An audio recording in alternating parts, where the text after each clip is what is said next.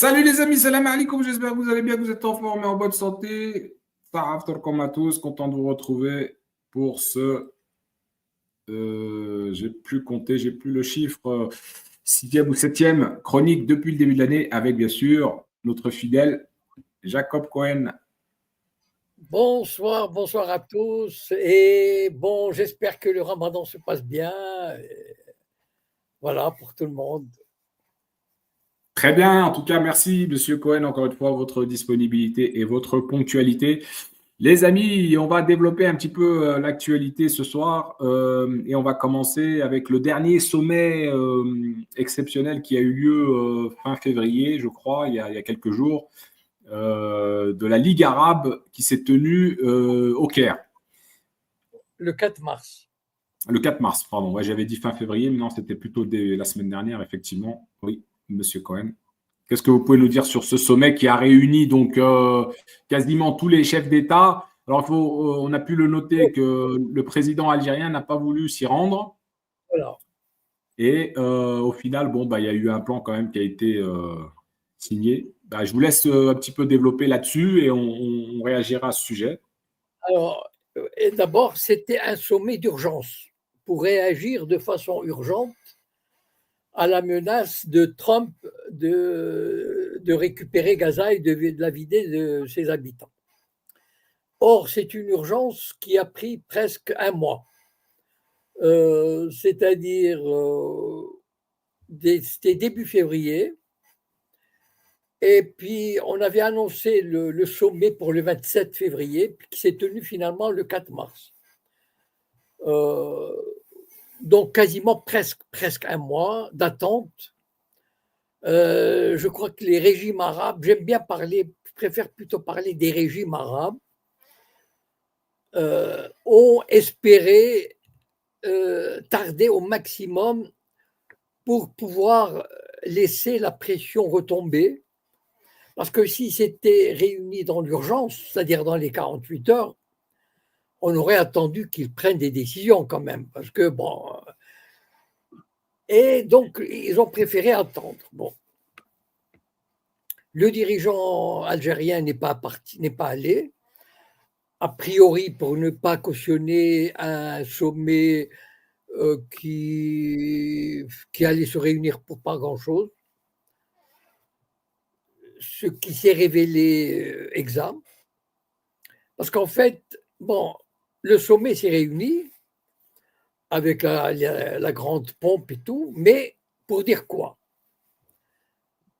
Voilà, nous sommes prêts à mettre, je ne sais pas, une cinquantaine de milliards de dollars pour la reconstruction de Gaza et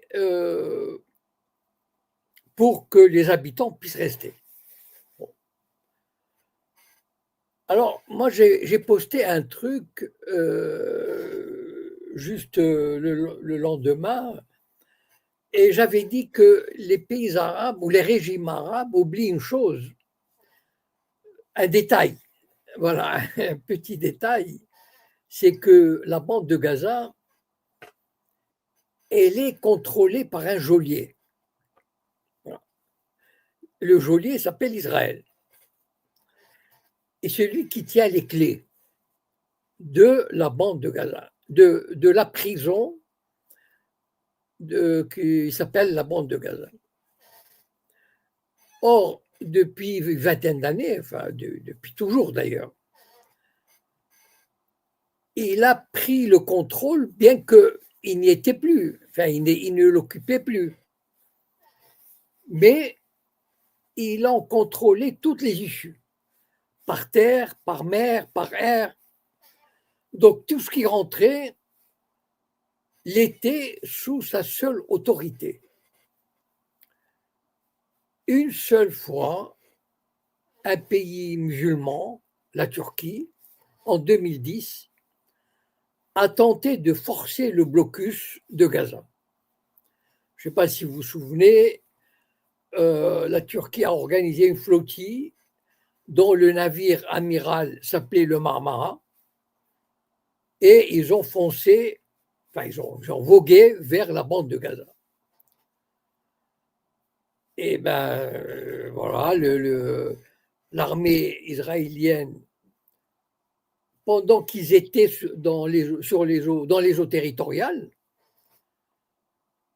des soldats de l'armée israélienne sont descendus par, vous savez, par des cordes, des échelles de cordes, par les hélicoptères en haute mer, et ils ont tiré sur les mariniers, enfin les marins.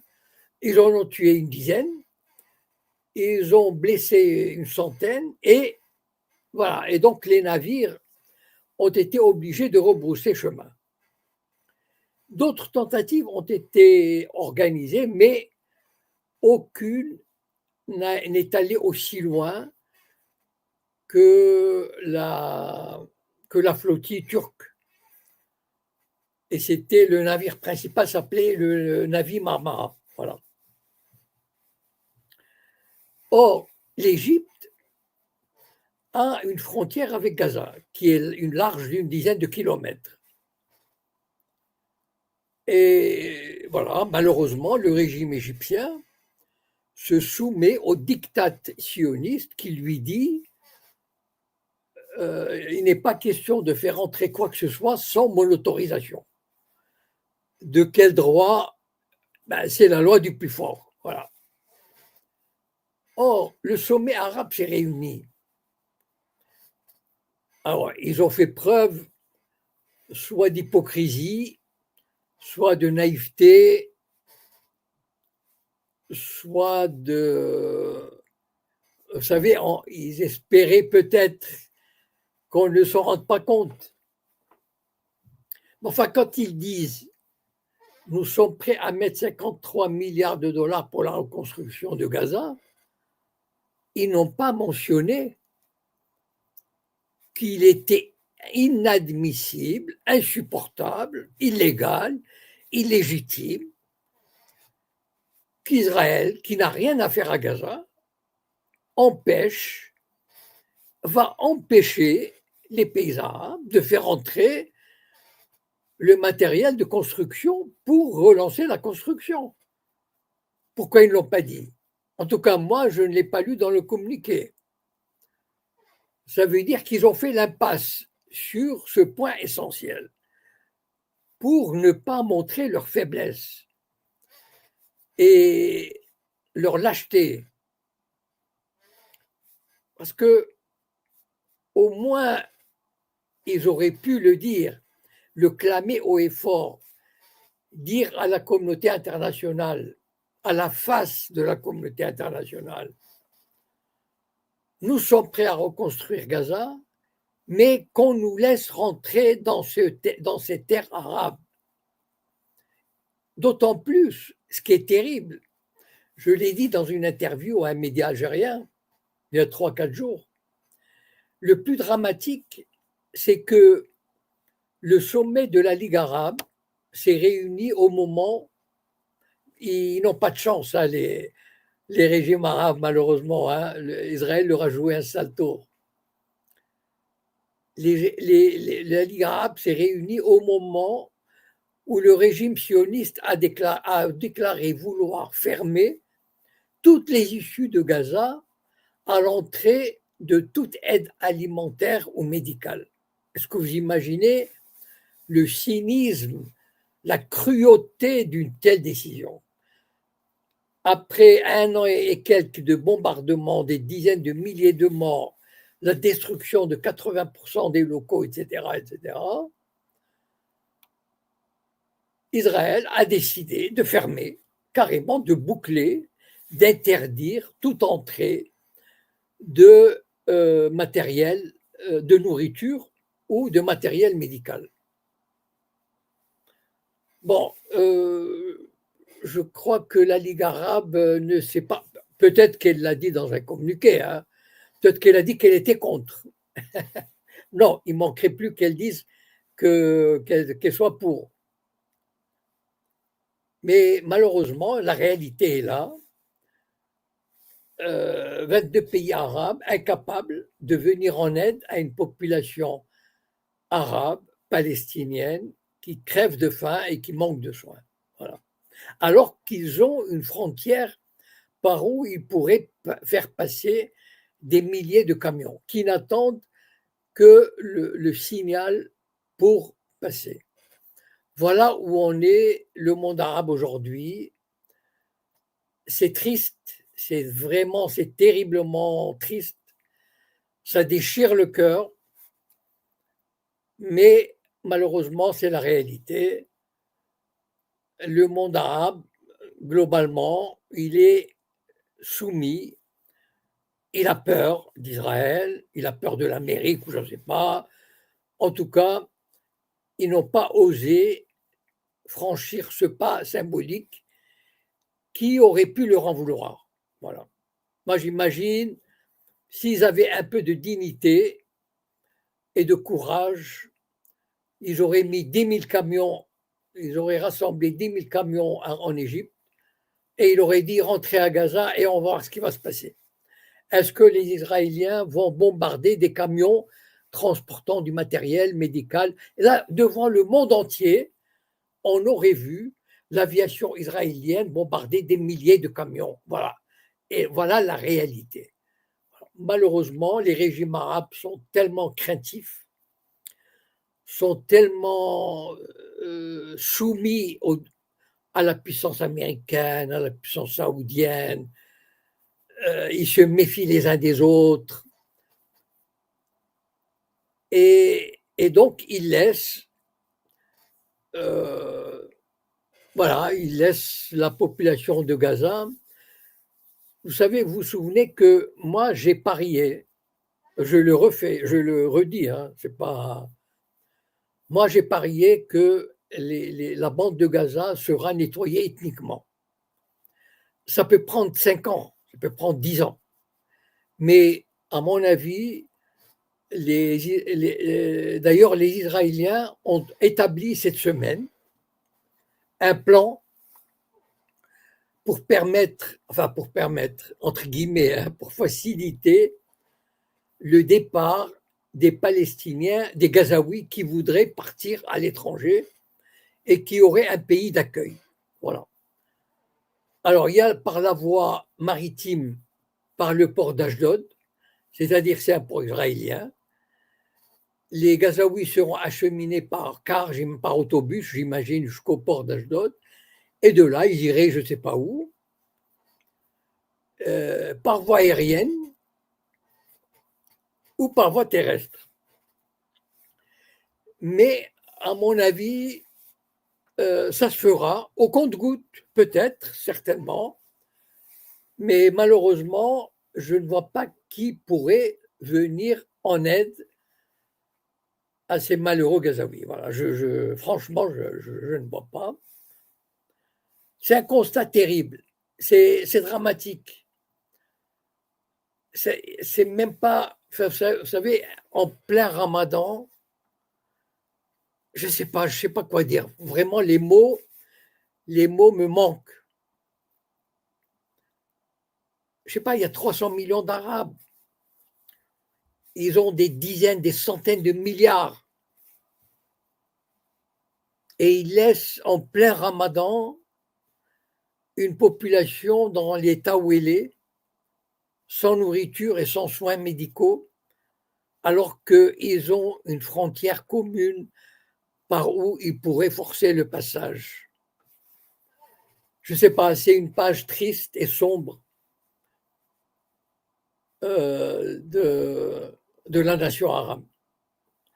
Voilà. S'il y a des questions.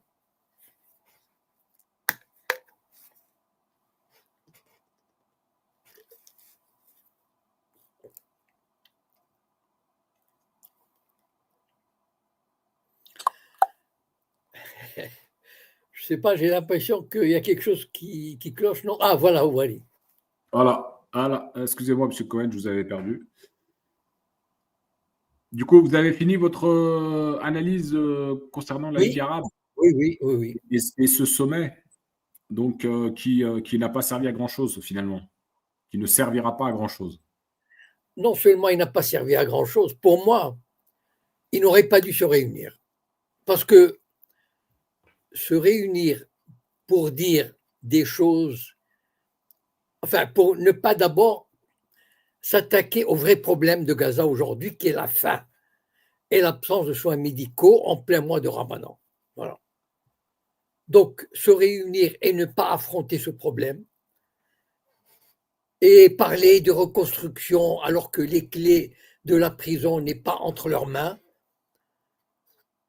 il aurait mieux valu qu'ils ne se réunissent pas. Au moins, ils n'auraient pas dit des conneries, ils n'auraient pas montré leur lâcheté. Ils ont montré un visage déplorable, vraiment. Et c'est dommage qu'ils se soient réunis. Voilà. Parce que, bon, enfin,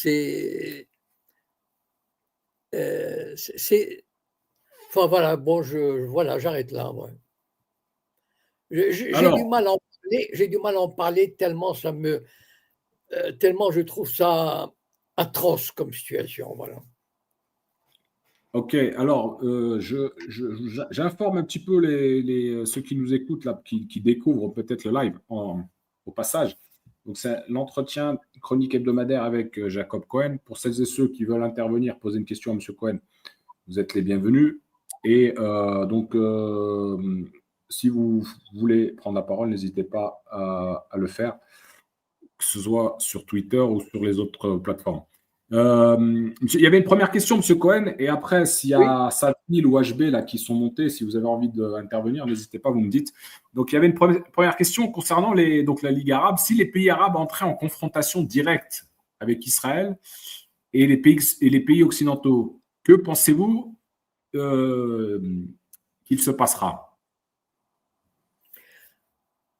Bon, ça dépend ce qu'on appelle confrontation. Moi, ce que j'ai demandé, ce que j'ai suggéré, c'est que si on avait eu le courage, le culot, la décence de former un convoi de plusieurs milliers de camions en Égypte et de forcer le passage vers Gaza, est-ce que vous imaginez, est-ce qu'Israël aurait lancé une guerre contre l'Égypte et contre les pays arabes? Ça m'étonnerait.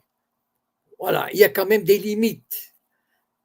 Donc, je ne crois pas à une confrontation. Je ne crois pas qu'il y aurait eu une confrontation.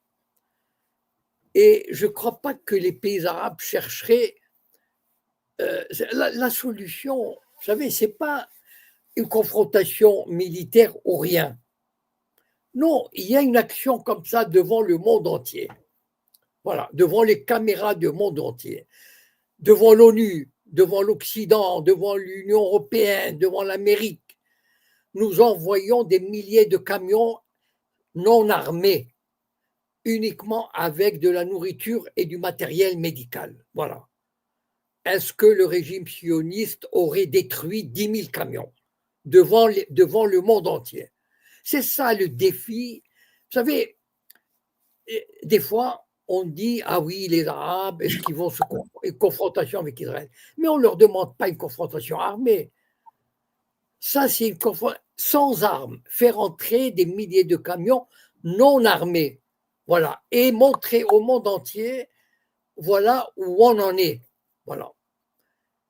Mais malheureusement, les dirigeants arabes n'ont pas Attends, saisi, 2 secondes, HB. Si tu veux intervenir, tu me dis, je lui donne la parole. n'ont pas saisi ou n'ont pas su poser le problème de cette façon-là, ou n'ont pas eu la lucidité ni le courage d'affronter la colère de l'Amérique ou je ne sais pas. Voilà. Alors qu'ils avaient une occasion extraordinaire de montrer au monde entier si Israël, de deux choses l'une, ou les camions seraient rentrés, et alors à ce moment-là, on aurait dit, bon voilà, les Gazaouis, on les nourrit, on ne leur donne pas des armes, uniquement de la bouffe et le matériel médical, et là, le blocus aurait cessé, ou Israël aurait attaqué, aurait détruit 5 000, 10 000 camions, et là, je pense que la situation aurait été autre. Voilà. Mais cette démission, cette lâcheté, la démission du monde arabe, voilà, le refus de voir le problème, de le prendre à bras le corps, quand même, 22 pays, enfin, qui montre cette lâcheté, cette faiblesse,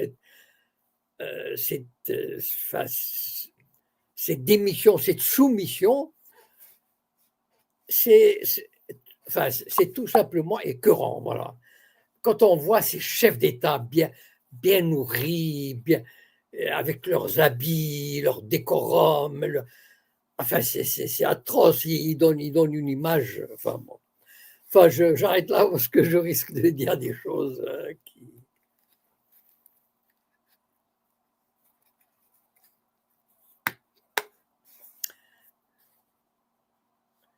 Bon. Attends 2 secondes, HB. Vas-y, là, il t'entend. Vas-y.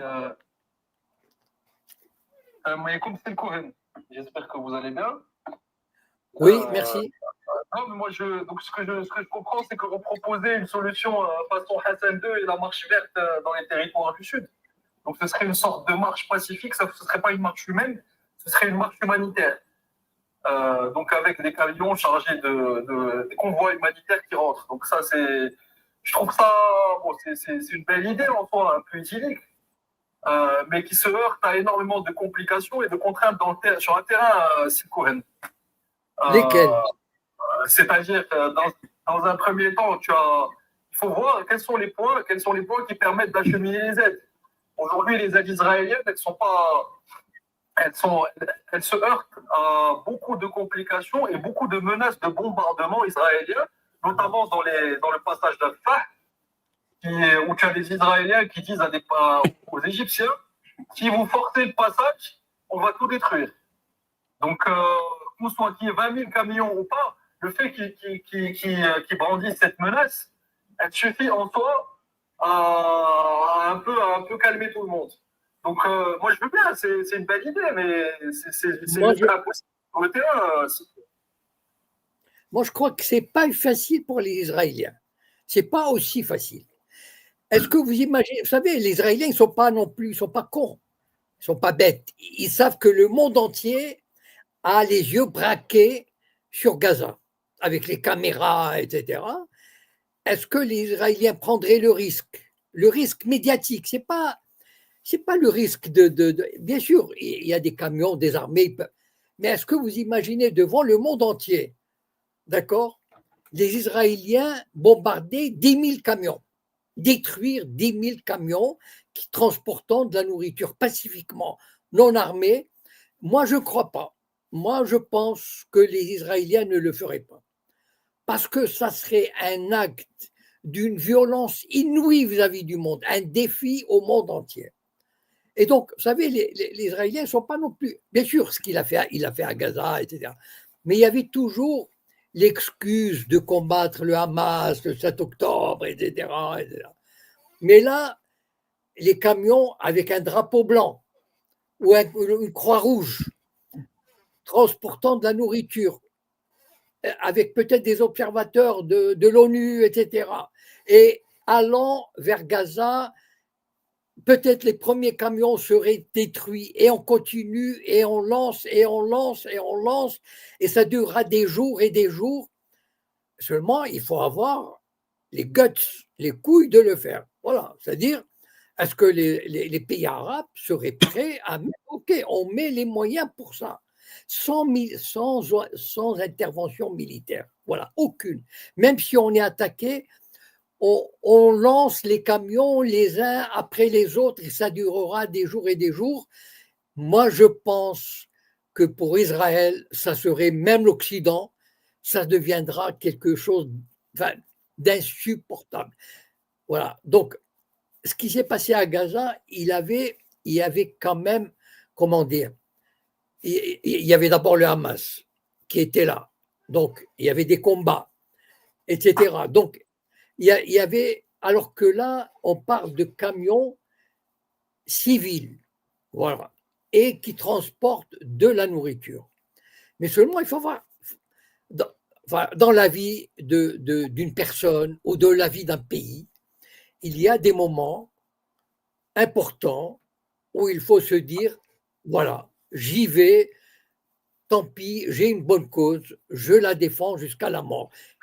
Et donc, Si Cohen, Je vous pense, permettez qu'on fasse un débat interactif par rapport à ce. Enfin, que ce soit un échange, si ça ne vous dérange pas. Moi, j'ai beaucoup de choses à apporter à ce que vous dites, parce que franchement, vous avez des très bonnes idées.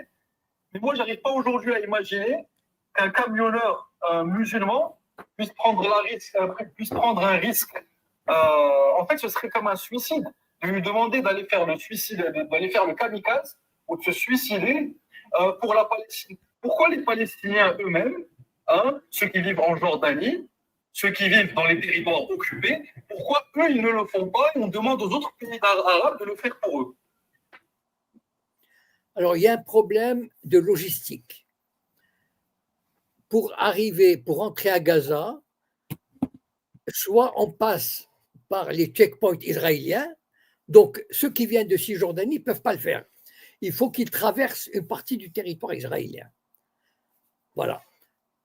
Ceux qui viennent par la mer, il y a tout un espace où ils pourraient se faire attaquer, comme c'est déjà arrivé. Par contre, l'Égypte a une frontière avec Gaza. Voilà. Après, est-ce que le monde arabe est prêt à. Bon, le monde arabe, depuis 20, 30 ans, peut-être, 30 ans, n'a pas montré une capacité d'invention, d'audace, de courage, de témérité. Voilà.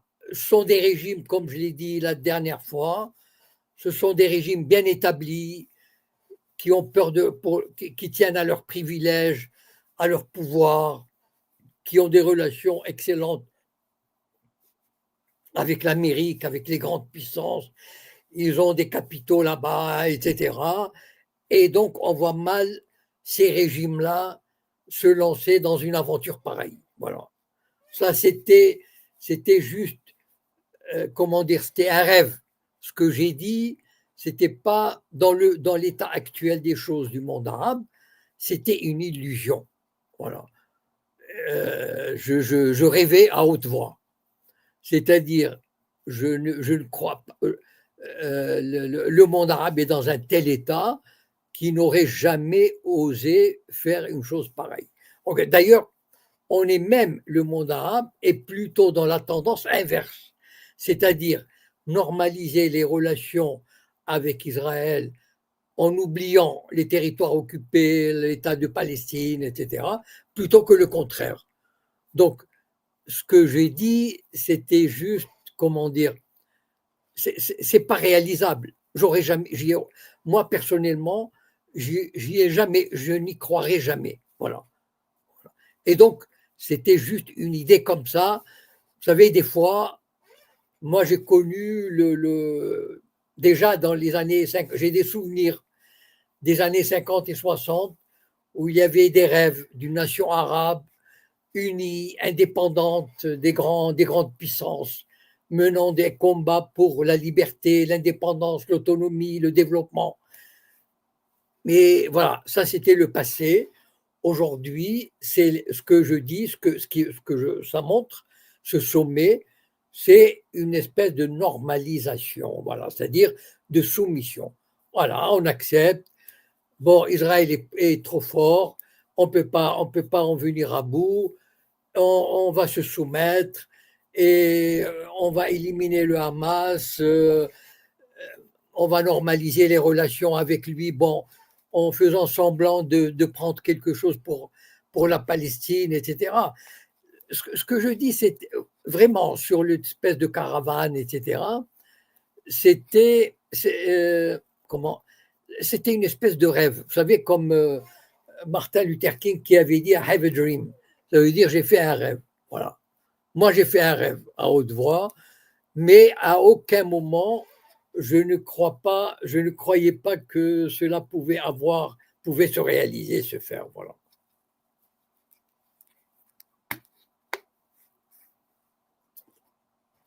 Normalisation en fait, depuis, voilà, vous avez dit depuis 20-30 ans, on voit des dirigeants arabes qui ont en gros lâché cette cause. Moi, j'ai envie de vous dire, quand vous êtes un dirigeant arabe et que vous avez de la pauvreté, du sous-développement dans votre pays, quand vous avez énormément de problématiques internes à gérer, que vous avez aussi des problèmes en interne par rapport à votre territoire et à la souveraineté et à la reconnaissance d'une certaine souveraineté. Vous voyez de quoi je peux parler. Quand en même temps vous voyez aussi que les Palestiniens eux-mêmes aujourd'hui, à mon humble avis, ont lâché cette cause. On n'a pas vu les Palestiniens de Jordanie réagir ces 2 dernières années. On les a pas vus. On n'a pas vu les Palestiniens du monde réagir en masse.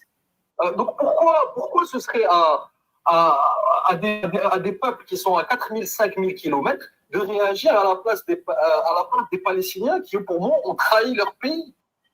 Ce sont les premiers traîtres à leur pays. C'est une bonne partie des Palestiniens qui ne font plus rien aujourd'hui. Voilà. Alors, moi, je vous répondrai ceci. Pourquoi la Ligue arabe s'est réunie pour parler de Gaza? Qu'est-ce qu'ils en ont à foutre? Si je suis votre raisonnement, ils ont des problèmes, d'accord? L'Égypte a ses problèmes, l'Algérie a ses problèmes, le Maroc a ses problèmes, chacun a ses problèmes. Pourquoi ils sont réunis? Pourquoi cette comédie? Voilà. Pourquoi ça fait 60 ans qu'ils agitent la cause palestinienne pour se faire mousser auprès de leur peuple? Qu'ils l'oublient. Voilà. Qu'ils disent la Palestine ne nous regarde pas. Voilà. Au moins les choses soient claires. Pourquoi ils sont réunis et ont fait ce cinéma? Ils savent très bien que les populations arabo-musulmanes ont cette cause à cœur. Donc c'est aussi une histoire je ne vais pas dire de manipulation des masses, mais c'est jouer aussi sur le cœur de leur population et masquer des problématiques internes.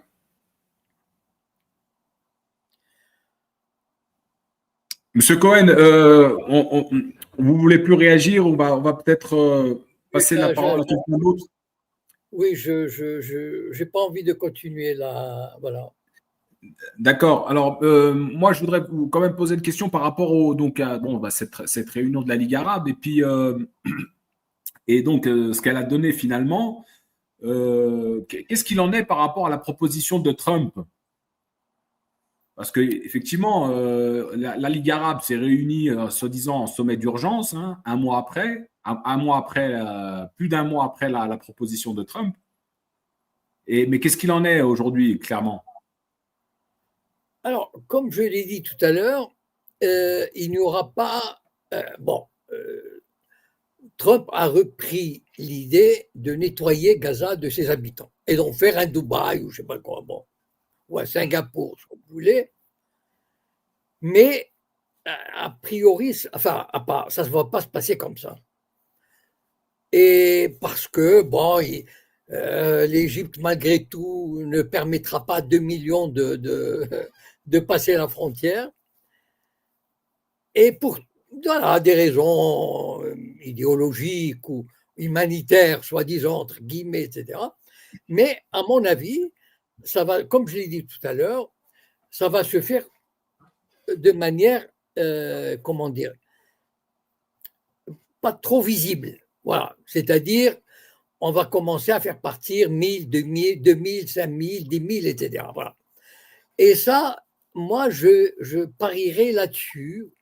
On verra dans les mois prochains, vous verrez que les habitants de Gaza vont commencer ne serait-ce que pour des raisons, vous savez, il y a des gens qui ont si on leur propose d'aller vivre ailleurs, d'avoir une vie normale, c'est-à-dire d'avoir un toit, d'envoyer les enfants à l'école, de se nourrir normalement. Vous savez, il y a beaucoup de familles qui, malgré leur attachement à Gaza, je veux dire, quand on n'a pas où loger, quand on loge dehors ou sous une tente, alors qu'il fait froid, qu'il fait chaud, que l'eau manque, enfin que les soins manquent, vous savez, ce ne sont pas des héros, enfin je veux dire, ce ne sont pas c'est pas des surhumains, oui, effectivement, on est d'accord. Voilà, ce ne sont pas des surhommes. Donc, les Israéliens vont mobiliser leurs moyens, et avec l'Amérique, ils vont contacter des pays, ils vont leur donner du fric, et ils vont les convaincre d'accueillir 10 000, 50 000, etc. Et petit à petit, ils vont vider Gaza. Voilà. Peut-être qu'ils ne la videront pas totalement, mais le plan de Trump a été est brutal, comme le plan israélien dès le départ à partir du 8 octobre. Ils avaient prévu de faire sortir les 2,5 millions d'un coup. Mais bon, ils se sont heurtés à une opposition. Eh bien, mais à mon avis, ils ne vont pas lâcher l'affaire. Voilà. Ok, alors RDM, tu voulais prendre la parole? Oui, merci. Vous m'entendez bien? T'es un peu éloigné, mais essaye d'améliorer. Vas-y, là, c'est bon. C'est mieux maintenant? Oui, vas-y. Ouais, c'est bon. Alors, bonsoir à tous. Bonsoir, monsieur Cohen. Bonsoir. Et il m'entend? Oui, il t'entend, hein, il t'entend. Moi, je suis d'accord avec vous sur le fait que la proposition de monsieur Trump est assez brutale, mais il se place en fait comme un. J'ai l'impression, je ne sais pas, je donnerai mon avis, vous me rectifierez si vous voulez, que c'est un businessman. Donc, il pose la barre des négociations très, très haut pour avoir en fait en retour donc des concessions de la part des Palestiniens et des pays arabes. Donc, cette proposition, elle est irréaliste, on est tous d'accord là-dessus. Donc, vider la bande de Gaza, personne n'acceptera cette idée. Mais en fait, il pose la barre très, très haut, négocier à plus tard après, donc soit garder une partie, même pire encore, exiger que la reconstruction soit faite avec l'argent des pays arabes eux-mêmes et avoir d'autres concessions. Donc, ça, c'est mon idée. Je ne sais pas si je me trompe ou pas. Non, en fait, vous savez, je vais vous dire la vérité. Cyniquement parlant, l'Égypte l'autorité palestinienne de Ramallah étaient d'accord pour vider Gaza de ses habitants. Au début de 2023, l'autorité palestinienne, l'Égypte et Israël se sont entendus pour exploiter les ressources énergétiques au large de Gaza qui sont très importantes, avec la bénédiction des Européens, etc. Bon. Donc, pour avoir la paix, pour exploiter ces ressources en paix, il fallait éliminer toute forme de résistance. Peut-être pas vider Gaza de ses habitants, mais au moins vider Gaza de sa substance dynamique, capable de résister ou capable de créer des problèmes à ce développement. Et donc, en filigrane, le départ des Gazaouis était inscrit. Et à mon avis, je donne un avis comme ça, à mon avis, le régime égyptien était d'accord. Voilà. Seulement, le 8 octobre, quand les Israéliens ont dit on va chasser 2 millions de Gazaouis comme ça vers l'Égypte, le régime égyptien a eu peur. Il s'est dit, oula, 2 millions, voilà. Bon, d'abord, c'est pas 2 millions, c'est pas grand-chose pour un pays de 100 millions d'habitants. D'autant plus qu'il aurait reçu 10 milliards ou 20 milliards de dollars pour les mettre quelque part dans le Sinaï, etc. C'est pas le problème. Le problème, c'est l'image. C'était une image terrible. Et donc, il a refusé. Mais l'Égypte fait semblant d'aider les Gaza. Mais c'est seulement semblant. Quand je parlais tout à l'heure de convois, de milliers de camions par l'Égypte, mais c'était une lubie. J'ai dit, à la limite, c'était c'était une chimère, c'est un rêve. J'ai fait un rêve. Jamais le régime égyptien n'aurait. Parce que le régime égyptien, il est lié organiquement politiquement, économiquement à Israël, à l'Amérique et à l'Arabie saoudite. Ils forment un bloc. Et pour le régime égyptien comme pour Israël, le Hamas est un caillou dans la chaussure. Il voudrait s'en débarrasser. Donc, vous savez, le Hamas n'est aimé par personne dans les pays arabes, enfin par les régimes arabes. Voilà. Et donc, l'Égypte chercherait aussi le moyen, si par exemple il y avait des Gazaouis qui pouvaient passer par l'Égypte pour aller ailleurs, là, à ce moment-là, l'Égypte donnerait un coup de main. Ce qu'il faut comprendre, c'est que l'Égypte, comme la plupart des régimes arabes, sont complices d'Israël. Voilà. Et donc, ils font semblant. Ça, c'est du cinéma, ce sommet-là, etc. C'est du cinéma. Voilà. Pour eux, ils en ont marre de ces partis, de ces groupes de résistance qui sèment le bordel. Voilà. Ils voudraient la stabilité. Ils voudraient faire des accords avec Israël, avec l'Amérique. Ils voudraient développer dans le sens qu'ils donnent à cette expression. C'est-à-dire faire venir des grandes sociétés de gaz, s'enrichir, avoir du fric, pas pour le peuple, mais pour leur caste, leurs hommes d'affaires, leurs businessmen. C'est ça la réalité. Voilà. Tout le reste, c'est du cinéma. Alors, les amis, salam alaikum à tous, salam à tous. Pour ceux qui veulent prendre la parole, n'hésitez pas à faire la demande, que ce soit sur YouTube ou les autres plateformes. Monsieur Cohen, attends une petite seconde, monsieur Sadil. Monsieur Cohen, concernant la livraison de l'aide humanitaire, comment se fait-il qu'elle a été suspendue alors qu'on est en pleine période de Ramadan?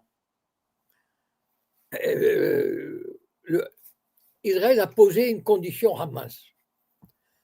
Comment ça se fait? Parce que Israël fait ce qu'il veut. Voilà. Et il n'y a personne qui peut lui dire, qui peut lui résister. Et donc, pourquoi il l'a fait, Israël? Pour dire au Hamas, voilà, vous allez nous rendre les otages, sinon on vous coupe les vivres. Voilà. C'est ça comment dire, le gangster, le mafieux, tout puissant, qui exerce son chantage. Voilà. C'est-à-dire, voilà, il dit au Hamas, voilà, je coupe les vivres, ou alors vous nous rendez les otages. Voilà. Ou alors on accepte le plan de Trump. Hein. Non, mais le plan de Trump, à mon avis, il est inapplicable en l'état. C'est-à-dire, dégager 2 millions comme ça en un mois, c'est pas possible. Voilà. Et donc, mais le plan de Trump se fera. Qu'on le veuille ou non, il se fera. Voilà. Oui, comme vous l'avez expliqué, il n'y a pas de souci, M. Cohen. Je vous ai bien entendu. Voilà. Alors, il y a une autre question sur le chat avant de donner peut-être la parole à Sadil qui est avec nous. C'était pensez-vous que si la mosquée d'Al-Aqsa est détruite, justement, la Ligue arabe, les Arabes réagiront? Je ne crois pas. Bon, d'abord, à mon avis, comment dire, les Israéliens, ils sont pas, ils le feront un jour, mais ça dépend comment. Voilà. Tout est question, ils ne le feront pas comme ça pour susciter la colère du monde arabe. Ils ne le feront pas comme ça, mais je ne sais pas comment. Il y aurait un scénario, par exemple, un échange de missiles avec l'Iran ou avec je ne sais pas quel pays, ou un faux ennemi, je ne sais pas, un groupe terroriste, entre guillemets, qui serait en Syrie, je ne sais pas où, et qui échangerait des roquettes ou des missiles, et il y aurait un missile qui tomberait sur Al-Aqsa, par exemple. Mais dans l'état actuel des choses, le monde arabe ne lèvera pas le petit doigt. Oh, il y aura des déclarations, hein. Ils réuniront un sommet d'urgence.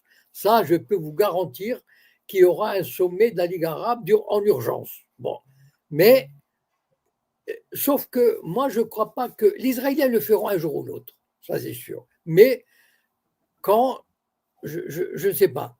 C'est-à-dire quand est-ce qu'ils jugeront le moment et les circonstances propices à le faire. Voilà. Voilà. Alors, il y avait une autre réaction là sur. Alors, je ne sais pas si vous en avez pris note ou entendu dans les médias ou dans les. Voilà. C'est concernant une éventuelle rencontre secrète, un émissaire de Trump et le Hamas, sans avoir averti Netanyahou. Qu'en pensez-vous? J'ai entendu, il y aurait eu, vous savez,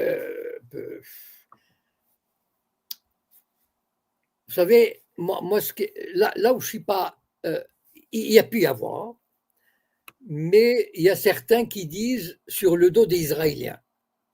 Voilà. Or, moi, je ne crois pas. Je ne crois pas à cette fable. Je pense, on pourrait faire circuler le bruit que les Israéliens n'étaient pas au courant, etc. Chercherait, ça m'étonnerait. Voilà. Je pense que les liens entre l'Amérique et Israël sont très profonds, intimes. Je ne crois pas qu'on puisse faire un truc pareil sans que le Mossad en soit au courant, etc. Donc, voilà, ça peut se faire. Comment dire, ça peut être aussi une façon de voir comment trouver une solution raisonnable, rationnelle. Vous savez, à mon avis, ni l'Amérique, ni Israël, ni l'Égypte n'ont envie que le Hamas, ni l'Europe, ils l'ont déclaré, que le Hamas continue à gouverner à Gaza. Voilà, continue à faire à être le maître de Gaza. Voilà. Et donc, peut-être, enfin, je n'arrive pas à. Si c'est vrai, ça peut être une prise de contact, comme ça, pour sonder, pour voir. Parce qu'en général, ils passent par le Qatar pour discuter avec le Hamas. Est-ce que c'est une manipulation aussi? Je ne sais pas, c'est très, enfin, c'est très aléatoire, ce genre d'information. Parce que bon, si les Américains veulent parler avec le Hamas, c'est pas difficile. Il suffit qu'ils aillent voir le Qatar. Et ils ont comment dire, les circuits d'échange. Vous savez, il y a les responsables du Hamas, ils discutent bien. Quand on négocie les échanges d'otages, etc., les conditions, on sait où ils sont, les gens du Hamas, les responsables, ceux qui prennent les décisions de libérer les otages, lesquels, etc. Donc, ils sont connus pour l'administration israélienne, américaine, égyptienne. Donc, si on a envie de transmettre un message, vous savez, des fois, ça peut être aussi une façon de manipuler. Parce que moi, ce que j'ai entendu, c'est que, genre, oui, l'Amérique fait ça sur le dos d'Israël. Voilà. Or, en fait, ça me paraît totalement aberrant. Voilà. Ok, alors, est-ce qu'on a une autre question RMDE sur le sujet ou on fait une petite transition vu qu'on a déjà bien avancé sur l'émission? RMD, tu as quelque chose à rajouter là-dessus? Non, pas tout de suite, si. Oui, sur le. On t'entend pas très bien. Question de la reconstruction, la destruction de la mosquée. Moi, je voulais revenir là-dessus. Alors, on t'a pas bien entendu, mais vas-y, oui. Sur la question de la destruction de la mosquée. Oui. Parce qu'on parle très souvent du volet économique, donc l'argent, le pétrole, le gaz qu'il y a au large de Gaza, toutes ces questions-là. Mais moi, la question que je me pose, c'est est-ce que le volet donc religieux et précisément messianique va un jour prendre le pas sur cette notion de sphère de l'argent. Donc à un moment donné, on sait qu'on est face à un dogme C'est une région où le dogme est assez présent. Donc, est-ce que ce dogme et donc cette notion de messianisme va prendre le dessus, va gagner face aux enjeux économiques? Alors, la notion du messianisme était totalement inexistante au début, à la création d'État d'Israël en 1948. Déjà, les religieux représentaient à peine 2% de la population. Et il fallait vraiment les chercher pour les trouver. Bon. Et donc, la question du messianisme ne se posait même pas. Enfin, je veux dire, c'était quelque chose d'ahurissant. Enfin, je veux dire, de complètement aberrant, ridicule et tout le bazar. Avec la guerre de 67, la conquête des villes bibliques, comme Hébron, Naplouse, qu'on appelle Shrem, etc., il y a un mouvement de renaissance juive qui a pris l'Ancien Testament ou la Bible comme étendard du nouveau sionisme. Voilà. Et cet étendard du nouveau sionisme a pris de l'ampleur. Pourquoi? Une très grande ampleur en 2 générations. Il est devenu quasiment, mettons, qu'il occupe peut-être 25-30% de la population israélienne. Et dans 20 ans, il fera 40 ou 50%. Pourquoi? Parce que ces religieux font 8, 10, 12 enfants. C'est mathématique. Voilà. J'en sais quelque chose, j'en ai dans ma famille. Donc, je parle en connaissance de cause. Alors que les laïcs, quand ils font 2 enfants, c'est vraiment extraordinaire parce que la vie est dure, la vie est chère, etc. Et problèmes économiques, problèmes d'appartement et tout. Les religieux, ils s'en fichent. Eux, ils ont un idéal et ils le poursuivent. Et pour eux, il faut le devoir de faire le maximum d'enfants. Et le messianisme, encore à côté de cet élément démographique, vient l'élément culturel. Même les laïcs israéliens sont de plus en plus sensibles à cette idée comment dire, des renouveaux mythiques de l'ancien peuple d'Israël. Donc, même s'ils sont athées, et il y a quand même une espèce pas d'amour, mais disons de tendresse, d'affection. Ça leur donne une autre vision d'Israël qui est en train de gagner même les gens qui ne sont pas religieux. Et donc, forcément, un jour ou l'autre, enfin dans quelques années, je ne sais pas, cette idée d'un messianisme, un messianisme, je répète, qui n'est pas du tout conforme à la tradition religieuse. Parce que la tradition religieuse dit que, c'est pour ça d'ailleurs que les religieux étaient contre le sionisme. Parce que selon la tradition religieuse, le Messie, il est envoyé par Dieu. Or, là, ce sont des gens qui sont en train de le fabriquer eux-mêmes. Et donc, contrairement aux lois religieuses. Ouais, et donc, c'est autorréalisatrice. Pardon? Une prophétie autoréalisatrice. Voilà. Et donc, à un moment ou un autre, regardez d'ailleurs, vous savez, il y a quelques années, les Israéliens, enfin en tout cas les autorités israéliennes, faisaient très attention à faire respecter le territoire, enfin le pourtour de la mosquée Al-Aqsa. Elle interdisait aux Juifs d'aller prier sur le mont du Temple. Les entrées à la mosquée étaient vachement réglementées, etc.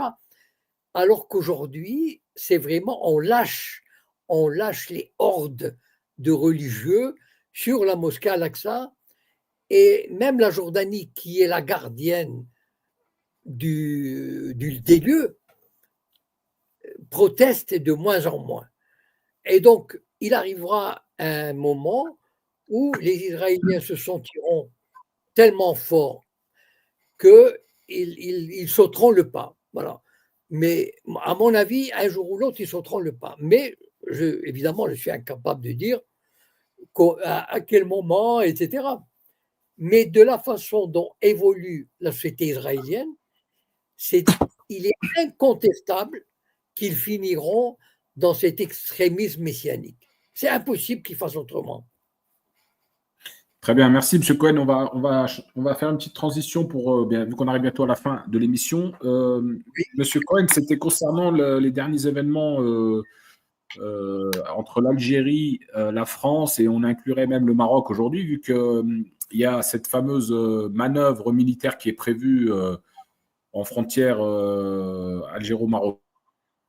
Qu'est-ce que vous en pensez de cette manœuvre? Est-ce que ça va peut-être susciter comme tension supplémentaire entre les trois pays concernés? Là, c'est presque de la provocation, ça. Aller faire des manœuvres militaires à Rechadia, quasiment à la frontière avec l'Algérie, bon, c'est un message qui est, enfin, on ne peut plus clair. C'est-à-dire, voilà, la France affirme son soutien total, indéfectible, en tout cas jusqu'à présent. Après, vous savez, la politique, comme disait quelqu'un, il ne faut jamais dire jamais. Voilà. C'est-à-dire, aujourd'hui, on a une position, dans un an, on peut changer. Donc, on ne peut jamais compter sur quoi que ce soit de définitif. Voilà. Mais malheureusement, aujourd'hui, il y a des forces soit obscures. Quand je dis obscures, c'est-à-dire qui relèvent du lobby judéo-sioniste, du Mossad, qui font travailler leurs agents. Vous savez, quand tout ce qu'ils font autour de l'écrivain, Boalem Sansal, les soirées, l'Institut du monde arabe, etc. Ça, c'est le lobby judéo-sioniste. Et malheureusement, il y a une droite française qui a pris le relais. Voilà. Et c'est devenu le pire, enfin, oui, c'est que c'est devenu un enjeu électoral. Aujourd'hui, Retailleau a pris une longueur d'avance. C'est-à-dire, en devenant le champion de la lutte contre l'Algérie, et d'ailleurs, ce qui est terrible, c'est que l'opinion française, en très grande majorité, elle est vraiment, elle adhère à cette politique anti-algérienne. Enfin, elle peut prendre sa revanche sur la déculottée, on peut dire ce qu'on veut, mais le traumatisme du départ de l'Algérie, je crois qu'il n'est pas. Enfin, on croyait qu'il était passé, mais finalement, il peut se réveiller très rapidement. Voilà. Et donc, les Retailleau en profitent. D'ailleurs, il est devenu quasiment populaire en 3 mois. Voilà. Et on parle de lui comme futur président. Et malheureusement, cela se fait même au détriment de la France, c'est-à-dire des intérêts économiques français. Par exemple, j'ai publié un post il y a quelques jours disant que l'Algérie n'achète plus de blé à la France. Bon, c'est énorme. Enfin, je veux dire, l'Algérie est un grand marché qui peut qui peut vendre ailleurs qu'à la France, qui peut acheter ailleurs qu'à la France, et en même temps, ça n'augure rien de bon avec les 5 millions, je ne sais pas combien il y a d'Algériens en France, peut-être 4 millions, 5 millions, ça peut créer des problèmes parce qu'il y a une hystérie qui est en train de s'emparer des autorités françaises. Je ne sais pas où ça va s'arrêter, cette histoire. Les papiers, les visas, les harcèlements. Enfin, je veux dire, une femme d'un ministre qui est refoulée dans un aéroport, c'est vraiment, c'est un acte non seulement d'une impolitesse et d'une indélicatesse rare, mais c'est vraiment un mépris, une humiliation gratuite. Qu'est-ce que ça peut leur faire qu'une femme d'un ministre qui a les papiers nécessaires transite par un aéroport français? Enfin, ils sont arrivés à un degré, je ne sais pas où ça va finir tout ça. Et j'ai l'impression que Macron il n'arrive pas à rétablir son autorité et la preuve, le fait qu'il fasse qu'il permette des manœuvres militaires à la frontière algérienne avec le Maroc, ben, ça montre quand même que on est entré dans une phase d'hostilité ouverte. Bon, pas militaire, mais d'hostilité ouverte qui peut mener, je ne sais pas où. D'accord. Très bien, merci, M. Cohen. Benny Ben sur Twitter, X, je t'en prie. Ouais, salut tout le monde, bonsoir. Bonsoir Altitude, Monsieur Cohen, Bonsoir. pour Samba, que je salue. En fait, je voulais donner un avis, une question, je ne sais pas comment vous pouvez le prendre, mais en vue des tensions géopolitiques entre la France et la Russie. Oui. Est-ce que la France ne prépare-t-elle pas l'opinion publique en désignant l'Algérie comme bête noire, afin de préparer un terrain sécuritaire chez elle, quoi, entre guillemets? Parce qu'on a constaté justement dans le déroulement du planning un rapprochement avec le Maroc, puis ensuite une diabolisation envers l'Algérie, même si on dit souvent qu'il n'arrive pas à contrôler ses ministres, et pour moi, ce n'est pas du tout le cas, parce qu'il a laissé son ministre de l'Intérieur ainsi que son Premier ministre par la suite réitérer les menaces de sanctions, sans pour autant que Macron intervienne du jour au lendemain. Il a laissé faire, et puis ensuite il intervient. On dirait qu'il jauge et puis qu'il joue un jeu un peu bizarre, si je peux dire ça comme ça. Et du coup, je suis en train de me demander, est-ce que la France n'est pas en train de tracer une ligne, entre guillemets, entre le bloc de l'Ouest et le bloc de l'Est? Même si, avec Trump, bon, ça s'est un peu modifié. Enfin, je ne sais pas comment on peut interpréter l'arrivée de Trump au niveau de la position américaine. Mais voilà, je me demandais, est-ce que ces actions-là ne sont pas délibérées et pour préparer justement l'opinion publique française, avec une tension entre la France et la Russie, par rapport à l'Ukraine aussi.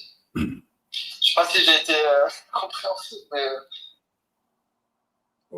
Oui, Ouais. enfin, je vais essayer. Je crois que j'ai vu un peu la question, je vais essayer de répondre et vous me direz. Non, la France, avec Macron, de toute façon, avec l'Ukraine, Macron a montré son véritable virage. C'est-à-dire que la France avait une attitude en général équilibrée, même vis-à-vis du Sahara occidental. Il y a seulement 2 ans ou 3 ans, elle avait établi avec l'Algérie une ligne de conduite où elle faisait preuve d'une forme de neutralité. Voilà.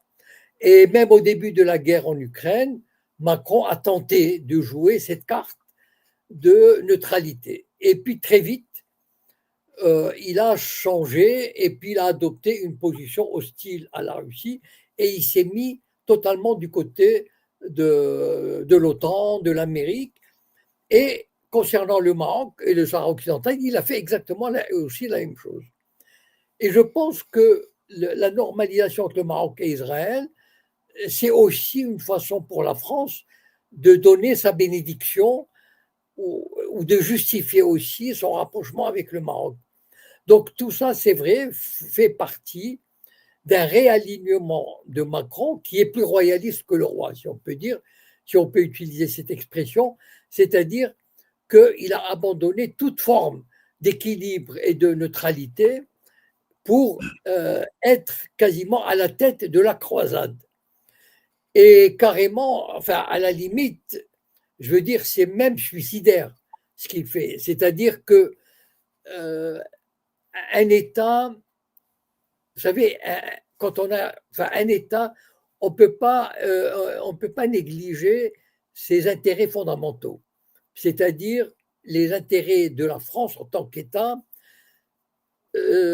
sont d'avoir des relations les plus normaux possibles avec des grands partenaires. Voilà. L'Algérie est un grand partenaire. Et alors, est-ce que Macron est tenu? Vous savez, comme on dit tenu, ça veut dire on le fait chanter pour qu'il adopte cette attitude. C'est assez curieux parce que comment en 2-3 ans, il a fait basculer la France dans un camp de manière même contre Par exemple, le truc sur l'Algérie, c'est hallucinant ce qui se passe. Je veux dire, ça n'arrive à rien. Cet alignement aveugle et total sur le Maroc, alors, et puis sur harcèlement de l'Algérie en tant que pays, ses institutions. Quand on a un ancien général ou un ancien ambassadeur, je ne sais pas exactement, en tout cas quelqu'un qui a occupé, ou juge, ou un ancien juge, qui a occupé des fonctions importantes, qui dit publiquement il faut un coup d'État en Algérie, ben, je veux dire, c'est quand même incroyable. Enfin, mais de quel droit on s'immisce dans la vie d'un pays? Et donc, pourquoi Macron fait ça? Est-ce qu'il est fou ou est-ce qu'il est tenu par des procédés? Vous savez, hein, on en parle en ce moment. Et donc, voilà, peut-être qu'il n'est pas libre de faire ce qu'il veut et qu'on l'oblige à faire certaines choses qu'il ne souhaite pas ou qui ne sont pas dans l'intérêt de la France. Voilà. Si je peux me permettre, parce que bon, un conflit mondial, alors qu'un conflit mondial, bon, on n'y est pas, mais bon, ça semble se dessiner. Il n'y a que deux camps. Et du coup, est-ce que l'Algérie, malgré elle, s'est retrouvée dans le camp russe, même si elle essaie d'adopter une certaine neutralité? Mais aujourd'hui, on peut constater, ou le pouvoir français constate que l'Algérie est vraiment du camp russe, et on est en train de dessiner justement les camps de demain, quoi. Et le fait d'éliminer l'Algérie ou de désigner l'Algérie comme bête noire en France, par l'intermédiaire de l'extrême droite, pour moi, ça participe vraiment à une refondation, comment dire,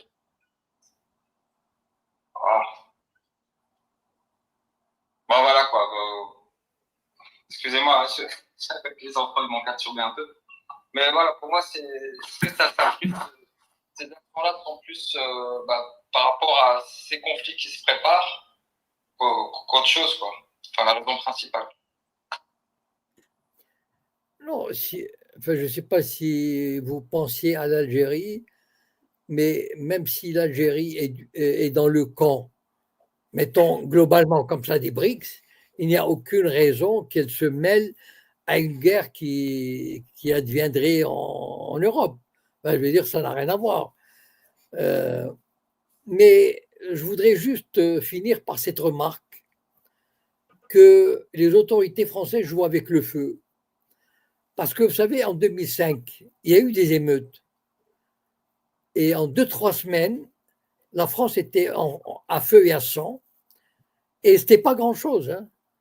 Eh bien, je vous assure que si les autorités françaises jouent avec le feu encore, mais il pourrait y avoir, comme en 2005, mais puissance 10.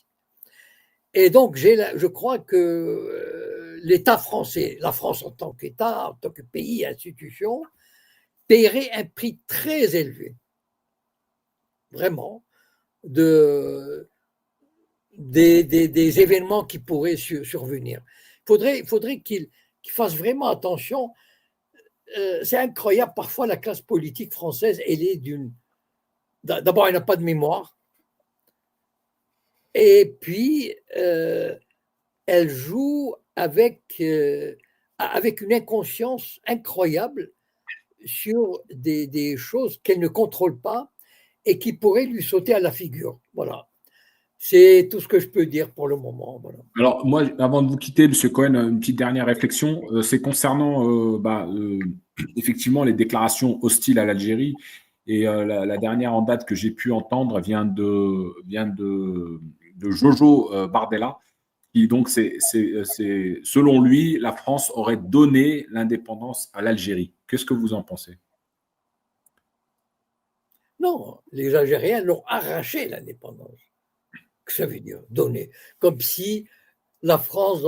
Enfin, est-ce que vous imaginez, la France a fait une guerre, non seulement, bon, j'oublie les événements avant, etc., mais de 54 à 62, elle a mobilisé pendant 8 ans, elle a mobilisé des centaines de milliers de soldats, d'appelés des appelés, c'est pas l'armée professionnelle, c'était des Français, de profs, des jeunes, des étudiants, des ouvriers, etc., des appelés qui allaient faire la guerre. Et il y a eu des dizaines de milliers de morts. Donc, si la France, si De Gaulle a passé un accord pour l'indépendance, c'est qu'il a été obligé de le faire. De Gaulle n'était pas un partisan de la décolonisation. Vous rêvez? De Gaulle l'a fait parce qu'il ne pouvait pas faire autrement. La France ne pouvait pas faire autrement. Voilà, c'est tout. Si la France pouvait rester, je veux dire, mais elle serait restée. Voyons. Et dernière chose, c'est concernant la déclaration, le bannissement de Jean-Michel Apathy suite à cette déclaration. Ben, c'est la preuve qu'on ne peut pas dire les choses dans. Voilà, de toutes les façons, je pense que les médias en France sont contrôlés. Il y a une terreur qui s'abat sur les journalistes. Le moindre écart, pourtant, Apathy est un vieux de la vieille. Enfin, je veux dire, c'est un journaliste qui a fait ses preuves et tout. Eh bien, même lui, et il a refusé de s'excuser, c'est vrai. Voilà. C'est tout à son honneur. Et donc, eh bien, voilà, nous sommes aujourd'hui, il y a des médias où il ne faut pas s'écarter. Voilà. Et il y a les sujets, l'Ukraine, Israël, Gaza, l'Algérie. Et donc, il faut se soumettre à la doxa. Voilà, M. Cohen, écoutez, je crois que c'est l'heure pour nous. Hein, on avait décalé un petit peu. Merci encore et on se donne rendez-vous la semaine prochaine. Très bien, à la semaine prochaine. Bonsoir à tous et joyeuse soirée de Ramadan. Merci, M. Cohen. Au revoir. Merci, M. Cohen. Au revoir.